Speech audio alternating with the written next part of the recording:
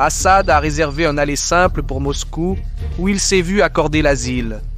Une attaque éclair des rebelles a mis fin au règne de 50 ans de sa famille. La nouvelle a déclenché des célébrations dans les rues de Damas, mais elle a également laissé beaucoup de gens incertains quant à ce qui se passera ensuite. La guerre peut être terminée, mais le conflit semble loin d'être fini.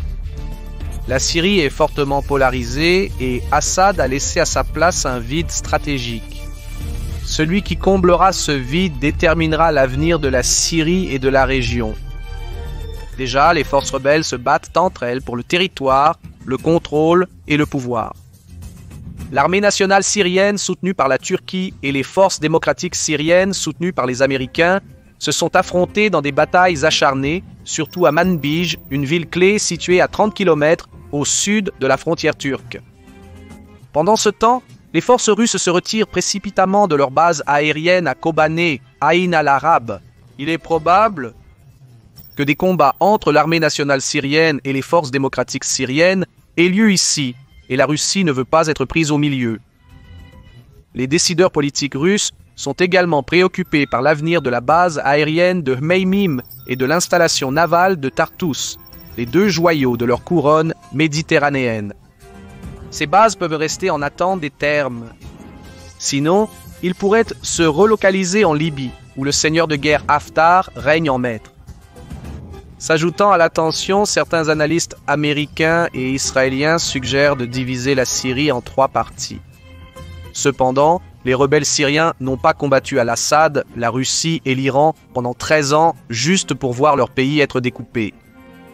Des opportunistes et des vautours rôdent autour du cadavre de la Syrie. Battre Al-Assad aurait peut-être mis fin au cauchemar, mais ce qui vient après est une ombre qui n'a pas encore pris forme. La principale préoccupation du monde maintenant est le potentiel retour de l'État islamique en Irak et en Syrie.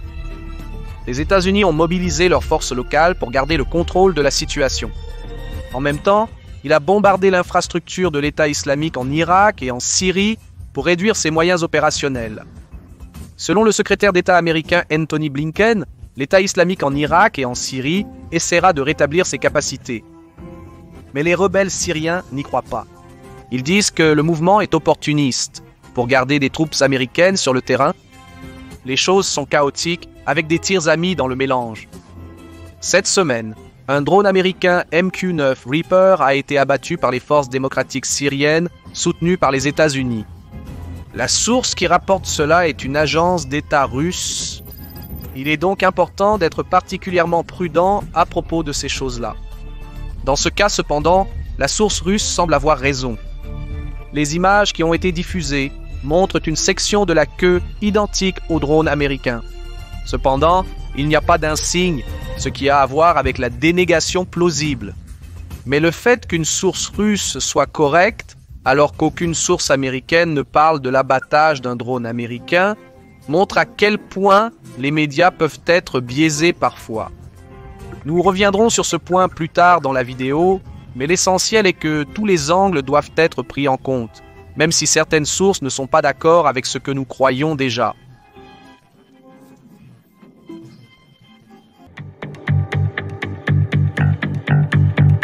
Voici à quoi ressemble la Syrie en ce moment, la situation sur le terrain. Mais prenez cette carte avec des pincettes. La partie centrale et orientale du pays est un désert. Les villes et les villages sont rares ici, et il n'y a presque pas de lieu stratégique pour s'ancrer, donc le contrôle sur cette zone est au mieux incertain et au pire changeant. Néanmoins, c'est la meilleure représentation de la situation actuelle et cela résume la géopolitique en un aperçu.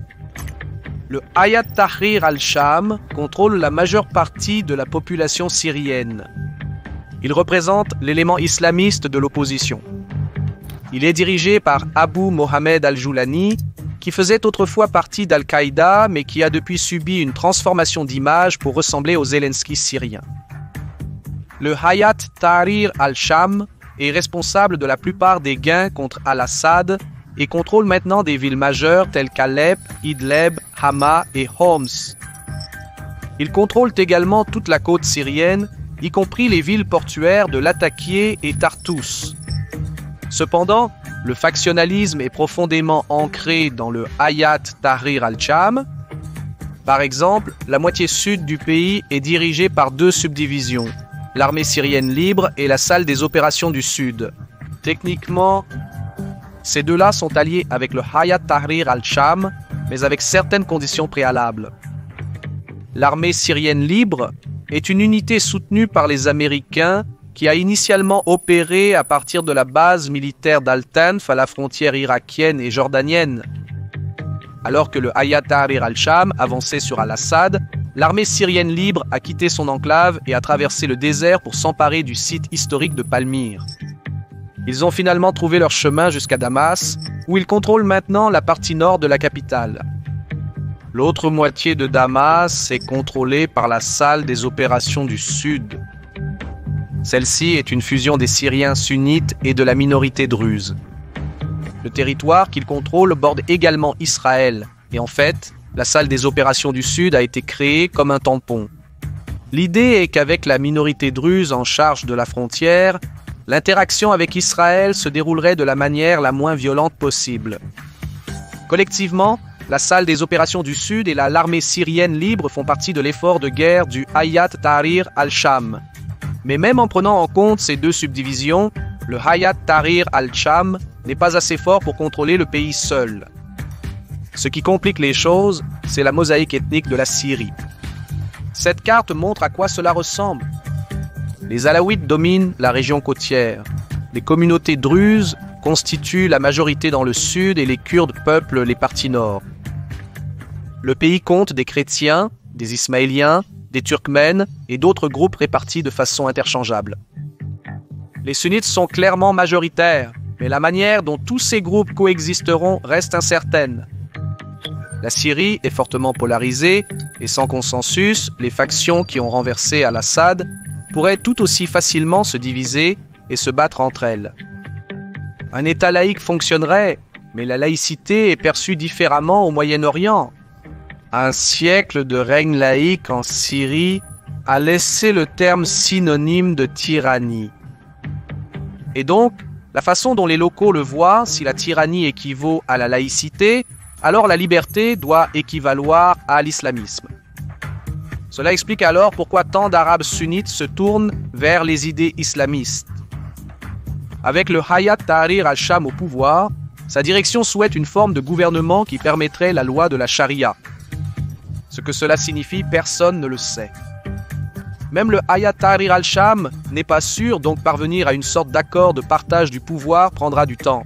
Même ainsi, le Hayat Tahrir al-Sham a deux autres concurrents à gérer, l'armée nationale syrienne et les forces démocratiques syriennes. L'armée nationale syrienne contrôle un mince territoire à la frontière turque. Elle détient peut-être le plus petit segment de la Syrie, tant en territoire qu'en population. D'autre part, l'armée nationale syrienne est soutenue par la Turquie et a accès à des armes sophistiquées qui peuvent faire pencher n'importe quelle bataille. Pendant ce temps, nichées dans le nord-est se trouvent les forces démocratiques syriennes. Elles sont soutenues par les États-Unis, mais aussi en partie par la Russie. Les forces démocratiques syriennes ont fait des progrès lors de la récente attaque et se sont déplacées à l'ouest du fleuve Euphrate, prenant la ville de Deir ez-Zor. Cependant, contrairement à son nom, les forces démocratiques syriennes ne sont ni syriennes ni démocratiques. Elles n'ont jamais organisé d'élections et la plupart du territoire qu'elles contrôlent est habité par des Arabes ethniques. En réalité, c'est une branche du groupe séparatiste kurde qui a été en lutte contre la Turquie et, vous l'avez peut-être deviné, c'est là que les choses déraillent.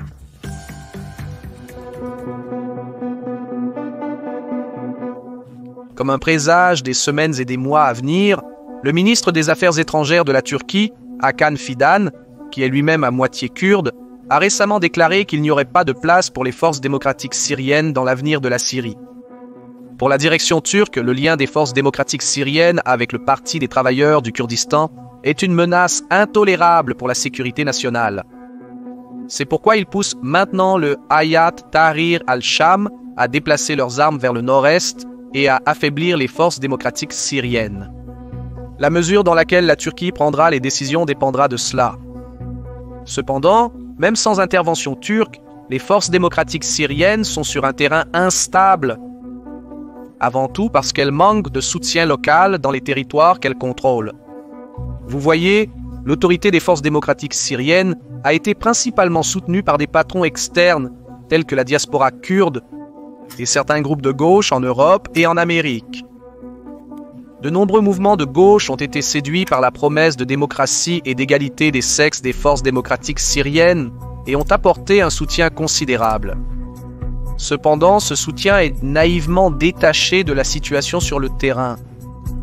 Une grande partie du territoire contrôlé par les forces démocratiques syriennes n'est pas kurde, loin de là.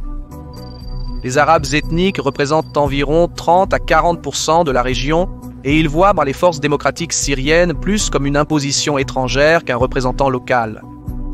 Avec le départ d'Al-Assad, les tensions sont maintenant à leur comble. Des manifestants arabes ont abattu des panneaux d'affichage du Parti des travailleurs du Kurdistan, tandis que les soldats des forces démocratiques syriennes ont ouvert le feu sur des civils et imposé des couvre-feux. Des incidents similaires ont été enregistrés dans des villes arabes telles que Raqqa, Deir ez-Zor et d'autres. Les habitants veulent chasser les forces démocratiques syriennes de leur ville, si ce n'est pas déjà fait.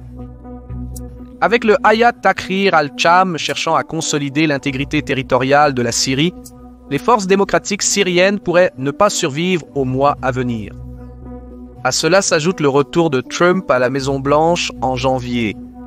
Trump cherchera probablement à obtenir le retrait des troupes américaines de Syrie. Trump a tenté de le faire lors de son premier mandat, mais il a subi des pressions de l'establishment politique. Cette fois, il pourrait simplement persévérer. Samedi, il a écrit un post sur Twitter disant que les États-Unis ne devraient rien avoir à voir avec la Syrie et que ce n'était pas le combat de l'Amérique. Franchement, Trump a raison. Le Moyen-Orient a toujours été aussi imprudent et cela ne servira à rien de se jeter au milieu d'une bagarre au couteau. Les ressources de l'Amérique sont tendues à l'extrême et sont nécessaires ailleurs. Cela dit, sans le soutien américain, un nouveau conflit armé est probable. Celui-ci verrait l'armée nationale syrienne et les forces démocratiques syriennes se battre avec le Hayat Tahrir al-Sham qui pourrait rejoindre le côté de l'armée nationale syrienne tandis que la Turquie fournirait un soutien en matière de renseignement, logistique et aérien. Un conflit armé peut encore être évité si les forces démocratiques syriennes acceptent de se distancer du Parti des travailleurs du Kurdistan et de coopérer au sein de l'espace politique syrien. En fait, des négociations sont actuellement en cours pour faire exactement cela. Entre autres choses, il est demandé aux forces démocratiques syriennes de couper les liens avec le Parti des travailleurs du Kurdistan, d'abandonner la demande d'autonomie et d'intégrer leurs forces terrestres dans la nouvelle armée syrienne. Si ces pourparlers échouent, nous aurons une nouvelle guerre en quelques semaines. Les forces démocratiques syriennes ont peu de chances de survivre à ce conflit. Cependant, cela ne signifierait pas la fin des Kurdes, juste le démantèlement des forces démocratiques syriennes. Dans les conséquences, une nouvelle représentation kurde authentique pourrait émerger. La Turquie entretient de bonnes relations avec le Kurdistan irakien. Donc il n'y a pas de raison qu'elle n'ait pas une relation similaire avec son homologue kurde syrienne. Ce ne peut tout simplement pas être les forces démocratiques syriennes, spécifiquement à cause de ses liens avec le Parti des travailleurs du Kurdistan. Il y a des partis kurdes très légitimes avec lesquels nous travaillons ensemble en Syrie, dans le nord de la Syrie, et ils font partie de l'opposition syrienne plus large et plus étendue depuis longtemps. Cependant, n'importe quelle extension du Parti des travailleurs du Kurdistan en Syrie ne peut pas être considérée comme un partenaire légitime pour s'engager dans des discussions en Syrie parce qu'il est rempli de combattants terroristes internationaux parmi ses rangs, des cadres du Parti des travailleurs du Kurdistan, de Turquie, d'Irak, d'Iran. Ils ne sont pas syriens. Ce sont des non-syriens qui dirigent les soi-disant forces démocratiques syriennes et tout le monde le sait. C'est un secret de Polichinelle. Donc en bref, non. À moins qu'il ne change.